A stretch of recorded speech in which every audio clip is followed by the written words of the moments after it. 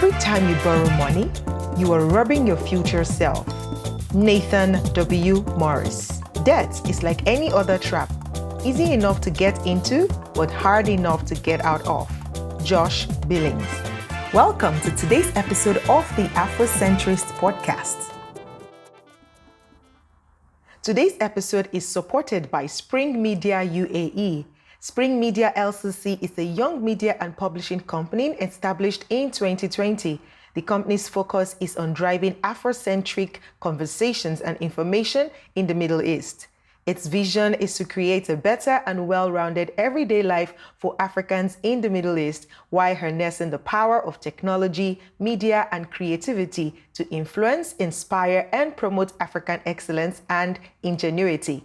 And Spring Media is the mother company of Spring Media News, and they are now officially hosting the Afrocentrist podcast. Woohoo! Thank you, Spring Media, for adopting the Afrocentrist podcast on your platform. All right, welcome to today's episode of the Afrocentrist podcast. My name is Ejiro Osakede, and I'm so delighted to be here today. And as you know, in this month of October, we're talking about personal finances, okay? And so far, we've covered budgeting, savings, and today we're talking about debts, right? To take us deeper into this conversation of debts, managing debts, and what to do when you are in debts, or how to get out of debts, is Tope Olomu, who is a results-driven professional with very diverse background, which includes auditing, finance, sales excellence, supplier management. These experiences span over 16 years in computer software, FMCG, and financial services industries. She also holds an MBA from Holt International Business School and is a fellow of the Institute of Chartered Accountants in Nigeria. She volunteers as a personal finance coach in her spare time. I'll be right back with my guest. Don't go anywhere. Sit back, relax, and let's get into this matter of managing your debts. Okay, guys, I'm here with my guest now. Hi, Tope. How are you doing today? Hi, Ejiro. I'm happy to be here. Thanks for having me, and I'm doing very great. How are you? I'm good. Thank you for coming on board today. So I see you are a personal financial coach. How is that going for you? In your spare time, yes? Yes, definitely in my spare time. It's just something I really am passionate about, and I kind of like to take people on the same journey I am on and, share my tips and success stories as well on this topic. Yeah. Fantastic. But how is that going? Like, how is it going with your clients and people that you're working with? So like I said, I do it in my spare time, and it's pretty much, people around me who are in trouble with their finances in one area or the other. And it's a journey, right? You don't start or decide that today I want to, put my finances in order, and then the next day all is in order. It's usually a journey. It's a continuous So journey. exactly. So, I like to help people get on that journey and just kind of help put them on a path to success, and All hope right. that, they continue on the journey on their own when I'm out of the picture. Hopefully so. Yes. All right. Thank you Yes. so much. So on this on Afrocentrist podcast this month of October, we are focusing on personal finance, and so this is week 3. First week we talked about budgeting. Last week we talked about savings, and today we're talking about debt. Like, seriously, this is a very, very serious issue. Like one of the quotes that I started this episode with says that debt is like any other trap, easy enough to get into, but hard enough to get out of. By Josh Absolutely. Billings. And I'm like, yes, super, super true. So how does a person get out of debt? Because I think like the quote is easy to get in it. Oh my gosh. Very But how do you interesting get out of question. it? Yeah. So, first of all, you remember the saying that a debtor is a slave to the lender, right? A borrower is slave to the lender. As long as you are in debt, you're always a slave to the lender. Your own. Exactly. So, well, how do people get out of debt? I think the first thing is really understanding how you got into it, right? understanding your behaviors. Now, yeah, one of my personal finance gurus that I listen to, Dave Ramsey, says personal finance is 80% behavior and 20% head knowledge, right? So you may know so many things. You might even be a finance graduate and still be in debt if you do not have the right behavior around personal finances and debt. So I think let's talk about first, how do people even get into debt? Do people know what led them to the situation they are in today? I think the basic thing most people, know, or what happens to most people is that they spend more than they earn. And that's just the basic equation. If you earn 5 and you spend 7, you are in debt You're in debt. up to 2 for the equivalent of 2, whichever currency that is, right? Yeah. So basic thing, you're in debt because you're spending more than you earn. And then there's no discipline, which is what made you spend more than what you earn. And then what is the goal intention? Did you even have a goal to start with? Right? Wow. If We're you back to do this not, gold thing. absolutely. Like everyone that has come on this show has mentioned this as like the basis. Yes, If you want a budget, you have to have a go for it. If you want to save, you have to have a go for it. Now you're saying absolutely. rather like if you don't want to get into debt, you have to have a go. You have to Guys, have a reason for even spending or your finances in total. If you don't have a goal, then you would be swept around with the wind. You'll keep up with the Joneses. You will do whatever is the buzz thing happening out there, you will get into because you do not have a clear goal for yourself. So a clear financial goal. So, but generally, those are the things that make people get into debt, right? So how do we get out of it? yeah. Okay. I think, first of all, and I like to use very practical steps, right? Take stock of where you are. One thing that I find people shy away from is actually going in to really look at their mess, right? People are afraid to look at the numbers and take stock of what the situation is. And you should do that. If you do not take stock, how do you even begin? How do you know where to begin? And when I say take stock, it's just as easy as understanding how much you have in savings, how much you earn, and how much do you owe. Oh. Write it down in plain words. Do not deceive yourself, right? Be true to your situation, right? And so in financial terms, we'll say, understand your net worth, Yeah. right? So know your net worth. Someone who is in debt and owes more than they've saved definitely means their net worth is negative.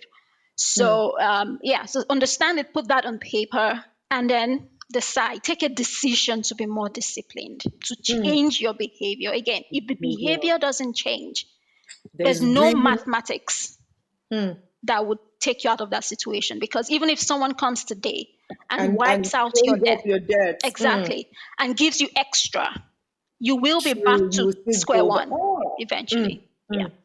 So stop acting rich when you're not. Be true to who you are. It's the truth, but it is the harsh truth. It's what got you into where you were in the first place, right? So be true to who you are. Stop acting rich. Understand your situation. Put it on paper. You don't need a fancy Excel or anything. Put it on paper. Write it No, down. exactly. Write it down. Make it plain, right? You know exactly what it is, and then decide what you want to do next. Now, I have a few tips I usually would coach Okay. people on to help you take the next step after you've taken stock of your Of situation. where you are. Yeah, absolutely. The first thing is aggressively save an emergency fund. Now, you have a debt, I agree, but a few things, apart from behavioral spend and lack of discipline, a few things that make people get into debt are emergencies, things you didn't plan for, You didn't right? plan for. Yeah. So it could be medical bills, it could be car issues, it could be anything. So save an emergency fund. I would suggest an equivalent of maybe 1 month of your month of your living expenses, so that if anything happens while you begin the journey to paying down your debt, you are able You're to not quickly go into your emergency fund and solve the problem and not get into additional debt. debt. Make sense? Okay, so save an emergency fund that's an equivalent of your 1 month living Living expenses. expenses. Do not touch it, keep it somewhere. And then begin to reorganize and prioritize your debt. Okay, so let's assume you have 5 different debts. Let's say you have a medical bill, you have a car loan, you have what else? You're owing a friend some money you borrowed somewhere, and you have a credit card loan, Mortgage, yeah. which is usually the very popular one. I know, right? Yeah. So, Easiest one to get into. oh, absolutely, the easiest. And it's so interesting how having a credit card changes your behavior entirely. I know, That's right? Like, I can handle that. Swipe, swipe. absolutely, it changes. When you spend with cards, you don't feel the money. True. You don't. You don't feel it. It's different from Very when you true. have to count that money from your wallet, when you have to count the cash, Mm, right? So when you spend with cash, you don't feel it. Okay. So number one, we've talked about having an emergency Even an fund. emergency fund, Number yeah. two, prioritize your debt. Now, there are 2 ways to do that. Some people say, oh, start with the highest interest bearing debt and start attacking that one, and then, all the way to the lowest. I prefer the debt snowball.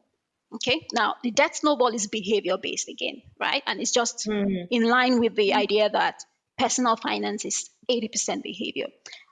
This is what the debt snowball means. You will arrange or prioritize your debt from smallest to Molest. largest.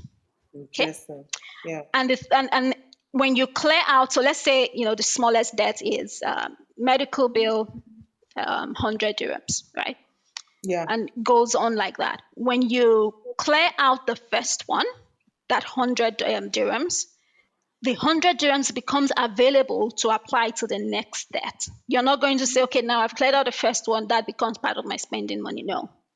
So it becomes a snowball. It's a snowball effect. As the snow rolls, it picks up more snow, Keep right? more of it. So Yeah. when you kick one out, you have the fund available to apply to the For the next. next one. So that's one aspect. The second great thing I love about the debt snowball is you instantly begin to feel like you're winning. True. Exactly. Because you had 5 debts, you've cleared one, and now you have 4. Now, regardless For of how much it actually it means, is. You yeah, know that it's you are possible. motivated. Exactly.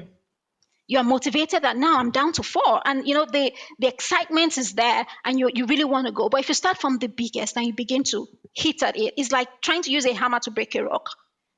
You keep at it Yeah. and keep at it, and you're not seeing much progress. It can be And a then bit. yeah, and then like you said, something might happen, like the emergency might come in that will make you stop that process, and it feels like, oh my god, this is impossible. Exactly. And you really didn't even feel like you made any headway in the whole scheme of Yeah, things. progress. So, and this is why I prefer the debt snowball. Start from the lowest and, go to the highest and keep Yeah, hitting at it, yeah. right?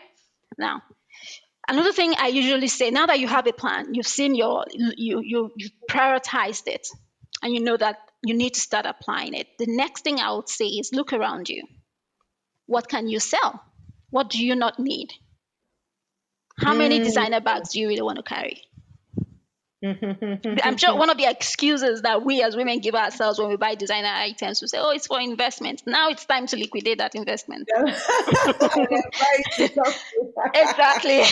Now is the time to liquidate it. I thought, if that was the justification you had to say, oh no, Then investment now is bags. the time. Yeah, now is the time. Makes Liquidate sense. it and apply it Makes to sense. your debt, right? Makes sense. Yeah. So, and just look around you. Most times we accumulate a lot of junk over the years for Very different true. reasons, right?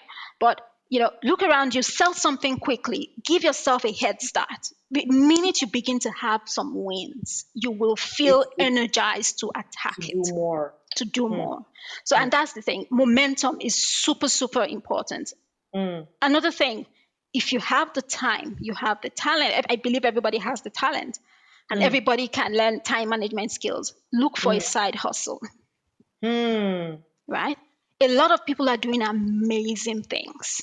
And with the whole internet thing and, Yeah, everybody virtual connected experience. today, there's just so much you can do, right? So find a side hustle. That also helps you get in more cash flow. More cash flow. Absolutely. And Wow. then be intense about it. Again, going back to the goal, right? Be what? Sometimes Did you say that? the financial goal that you have. No, you said be what before No, you I said the said final. some going back to the goal. That's Okay. what I said. Yeah. So going back to the goal, you need the bigger your dream, the bigger your goal, most likely the bigger your intensity towards achieving it. Okay. Hmm. Hmm. So Hmm. if you have a huge debt and you know that you want to become financially free or attain financial freedom in 5-10 years Hmm. horizon, right? Depending on how ambitious your goal is, there's a Hmm. tendency that you want to be more driven to achieve it. So that's why True. it always has to start with your goal. If your goal is not in sight, you're not sure what you're driving towards. Where you're going. Hmm. Exactly. So some Or even why people, you're doing it. yeah, some people may be comfortable holding on to their debt for another 10 years when in Hmm. reality they can pay it down in 3. True. Why make it that long if you can actually break it Exactly. down and do it in a quicker time? Hmm. Exactly. So those are the steps I will say. So number one, of course, take stock of your situation. Have a goal. What do you Have a want to achieve? emergency fund. Hmm. Then Hmm. have an emergency fund. Apply the debt snowball to reorganize or prioritize how you want to make the payments. Hmm. Sell as many things as you can and start a side hustle. That's how Yeah. you get out of debt. Hmm. Fantastic. Fantastic. Be clear about your goal. I think that's Super really, important. really foundational. I think Yeah. that is not a that is not just a financial principle Yeah. that people should live by. I think it's a It's life a life. principle. Yeah. Because It's a life yes, principle. in whatever you're doing, if you do not understand why you're doing it, then it's easy for you to be dissuaded or just moved around with everything that comes your way. It's easy to be Absolutely. discouraged. It's easy to be distracted and all of those things. Thank you so much, Tope. So how can somebody reach out to you if they want this personal finance coaching thing? Right? I know you do this at your leisure time, but like, what if somebody wanted to reach out to you? Are you open to talking to people and taking up clients? Um, Absolutely. On my email, my personal email, I can share that with you after the All right, podcast. fantastic. Okay, Yeah, I'm okay, happy to. It's at least for now, it's my way of giving back all right, to my fantastic. community. Okay, fantastic. I'm going to add that to the description of this podcast once it is out. Thank you so much, Tope, for having your time to be here one more time. Like, I really enjoyed this session. And guys, I really do hope that you've enjoyed this session as well. And if you are listening to this and you are in debt, just know that it's okay. I mean, like, now you know, and now you know what to do. And all you need to do is actually take the steps and just start the journey of Yeah, being debt free. that, It's not there's going to one happen at once. Yeah, go ahead. absolutely. There's one myth I would like to bust, right? Mm. And the myth is debt is a wealth building tool. I Mm. would explain why I call it a myth, right? Okay. I think they would have answered one of the questions I wanted to ask. Like, is there any way of repurposing debts? So You know? yeah, so now let me answer the one of that is a well building tool first. Mm. So now people generally say, oh yeah, you can borrow money to make money. Now that is useful. It's a useful tip for wealthy people. For So already wealthy wealthy people. people use debt as a tool to leverage their investments and grow their cash flow.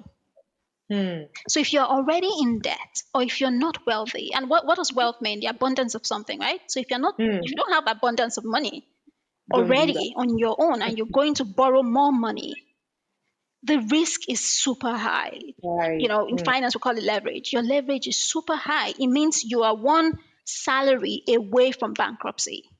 Mm. Right? Mm. So that means that it does not apply to everyday people. You need to be wealthy. So now that a typical person who is in debt is out of the equation, then what is your wealth building tool? It's your income. Mm. Your Mm. income is your most potent wealth building tool. So as long as your income is coming, use that to build your wealth. Pay off your debt, start investing, and grow your net worth. Mm. Don't get into that mindset of debt is your wealth building tool, so you keep borrowing to buy a car. How is your car helping you to generate money? It's a depreciating asset, right? Wealthy people borrow to grow their business. Investment. It's an appreciating investment.